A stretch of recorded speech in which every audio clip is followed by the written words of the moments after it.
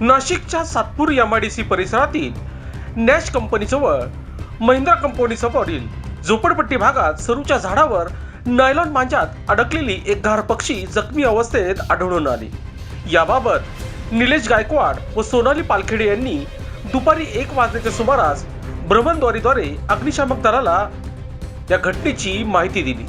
माहिती मिळताच leading fireman Tarachand Suryavanshi, leading fireman Ashok More, Roshan Gangurde, Harshit Pardeshi, Swapnil Gangurde व वाहन चालक राहिल सय्यद यांच्या पथकाने तात्काळ घटनास्थळी धाव घेतली।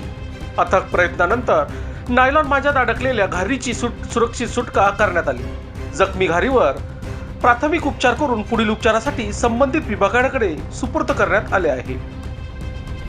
आज दिनांक 22/1/2026 रोजी आज आम्हाला सकाळी फोन आला की नॅश कंपनी महिंद्रा झोपडपट्टीजवळ एक पक्षी झाडावर अडकला आहे नायलॉन मांजामध्ये, तर आम्हाला काढून द्या। त्या पद्धतीने आम्ही लगेच तात्काळ आमचा बंब घेऊन त्या ठिकाणी सदर पक्षी घार हा पक्षी होता अडकलेला त्या नायलॉन मांजामध्ये, त्याला सुखरूप बाहेर काढून आता आम्ही फायर स्टेशनला आणलेलं आहे आणि पक्षी मित्र यांच्या ताब्यात देणार आहे, कारण त्याला मांजामुळे जखम झालेली आहे आणि सदर ते त्याची देखरेख करून औषधोपचार करून ते सदर वन विभागाकडे देते। नाशिक शहरात नायलॉन मांजावरती बंदी देखील असताना देखील असा सर्रास वापर होतोय, याबद्दल नागरिकांना काय आवाहन करणार आपण?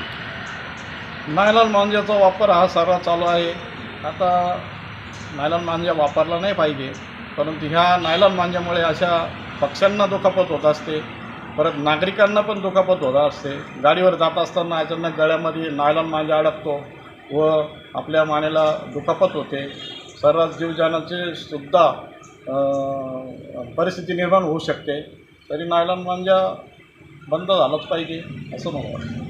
आपलं नाव, पद? Ashok Pandit More, leading fireman Satpur. लोकशास्त्र न्यूजसाठी बंटी आढाव, सातपूर।